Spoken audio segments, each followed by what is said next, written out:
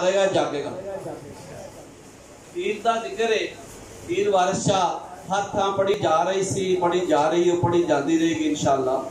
सैयद वारिस शाह जो किस्सा लिखिया उन्हें हर इलाके को मुतासर किया। उर्दू के शायर सैयद इंशाअल्लाह खान शाह लखनवी लिखते ने, सुनाया रात को किस्सा जो हीर रांझे का, तो अहले दर्द को पंजाबियों ने लूट लिया। साजिद साहब एमफिल पीएचडी कर रहे हैं उर्दू के, जिन्होंने पता है। तो अहले दर्द को पंजाबियों ने लूट लिया। बहर लखनवी कहने रहे, सुन के मेरी सरगुज़िश अहबाब ये कहने लगे, बहर का किस्सा भी अफसाना है रांझे हीर का। ते ए सारिया गल्लां करन दा मकसद ये वे कि असी अपने वड्डियां दियां गल्लां फॉलो करिए, कोई मैसेज लैके जाइए। मियां मोहम्मद बख्श साहब बहुत बड़े शायर ने, पंजाबी के पहले नकाद बने गए ने। हाई साहब कोई उन्हें 36-37 पंजाबी के शायरों के बारे तनकीदी जायजा लिया गया, उन्होंने पहला नकाद मनिया गया। उन्हें तनकीद जी की है पंजाबी शायरों के उत्ते, वो अपने शेरी रंग की है। वारिस शाह के बारे लिखते हैं, वारिस शाह सुखन दा वारिस, निंदे कौन उन्होंने, हरफ ओदे ते उंगल धरनी नहीं कदर असन। यानी मियाँ साहब जैसा कादरुल कलाम शायर सैफुल मुलूक का जड़ा खालद जो कह रहा है, वारिस शाह सुखन दा वारिस, निंदे कौन उन्होंने, हरफ ओदे ते उंगल धरनी नहीं कदर असन।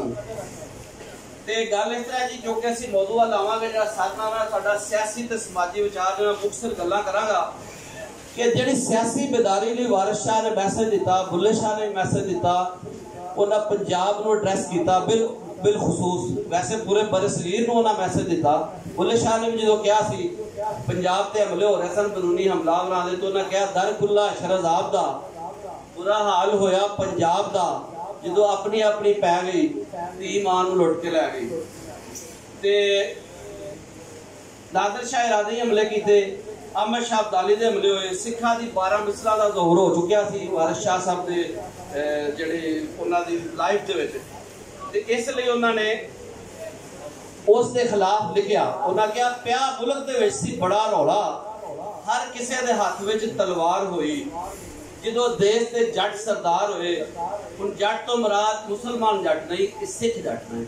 और सिख जट भी वो जी 12 मिसलें, इस तो मुराद अक्सर लोग मिक्सअप करते हैं कि शायद इस तो मुराद रंजीत सिंह है। इस तो मुराद रंजीत सिंह नहीं, क्योंकि वारिस शाह सा अहद रंजीत सिंह का अहद नहीं सी। रंजीत सिंह ने एक मुनज़्ज़म हुकूमत से पंजाब में बनाई सी और 12 मिसलों ने लुटमार मचाई सी, उसका खात्मा करके पंजाब में अमल लिया। तो बरक उन्हें लिखा है वारिस शाह साहब ने कि जो देश के जट सरदार होए, घरों करी जा नवी सरकार हुई, अशराफ खराब कमीन ताजा, जिम्मेदार नू वड्डी बहार हुई, चोर चौधरी यार ने पाक दामन, बूथ मुंडली एक तो 4 हुई। वारिस शाह जिन्हों ने आख्या पाक कलमा, बेड़ी तिन्हां दी आकबत पार हुई। यानी जो भी हालात मंदे हो जान ते बुजुर्ग की कह रहे हैं, कलमे नाल जुड़ो, कलमे नाल जुड़ो, ला इलाहा इल्लल्लाह मुहम्मदुर रसूलुल्लाह। यानी वो कलमे नाल जुड़न दा दर्स दे रहे हैं, यही वारिस शाह दा दर्स है। फिर वारिस शाह साहब ने वो जिहड़े हाकम सन, इत्थे मैं गल करना चाहांगा। देखो अज ते सियासी जमातां मौजूद ने, तुसी अपने इलाके दे हाकम नूं जलसे दे विच भी फड़ के गल कर सकते हो, लोग गल करते भी ने, ठीक है ना जी। असीं वेखिया अक्सर ते मुहासबा करते हैं अपने वोट की पर्ची के जरिए, जिन्हों चाहो मुंतखब करो, जिन्हों चाहो उल्टा दो, तुहाडे कोल ताकत है। अंग्रेज अहद दे विच भी ये ताकत साडे कोल मौजूद सी, मगर जिहड़ा सूफिया दा अहद है वो बादशाह सी। ते तुहानूं पता है कि बादशाह की करदा सी, बादशाह के मूँह चों निकलिया लफ्ज़ कानून हुंदा सी। कोई 73 74 62 64 के आयन की लोड़ नहीं सी हुंदी, जो कहंदा सी वो आयन हुंदा सी। मशहूर वाकया है तो मज़ाही है, रंजीत सिंह था बैठे सन, रंजीत सिंह ने दादिया इकट्ठा किया, तो उन्हें कहा यार कोई लतीफे सुनाओ। तो सब तो वड्डे दादे ने उन्हें कहा कि यार मैं तलवार फड़ ली है, मैं तेरी धौन ला देनी है जे तू मैनूं हसाया ना। वो पौड़ियां दे उत्तों टोरिया, पर टुरदा टुरदा थल्ले आ गया, सारे लतीफे सुना के ना दादा थक गया। तो रंजीत सिंह की तलवार सी तो कम्मन लग पाया, जो दादा सी ना मरासी, उन्हें फिर 2-3 गालां कढ़ियां। उन्हें कहा बगैरता, और बगैरता इन्ने लतीफे सुनाए ने, तू हसिया ही नहीं, तेरे जिन्ना ते बगैरत ही कोई नहीं। रंजीत सिंह हसिया तो उसके हाथ चो तलवार डिग पई, तलवार डिग पई तो उन्हें कहा जा तेनों इन्ना इनाम दिता। वो पर हसन वाली भी गल है, लेकिन ये मैं दसना चाहना कि बादशाह इहो जिहा काम करते रहे सारे ही कि शायद उत्ते खुश हो गया कि जित तो नाराज हो धौन लाती। ते अज ते सियासी जमातां ने अंग्रेज दौर के अंदर भी मुस्लिम लीग कांग्रेस बनी, बोलने की ताकत तो आई ना जी, लेकिन सूफिया ने अपने अहद दे विच अगर गल कीती है, हुण वारिस शाह साहब ने अपने अहद के हुक्मरानां नूं ललकारिया तो की लिखदे ने, आंदे ने जाहल फासक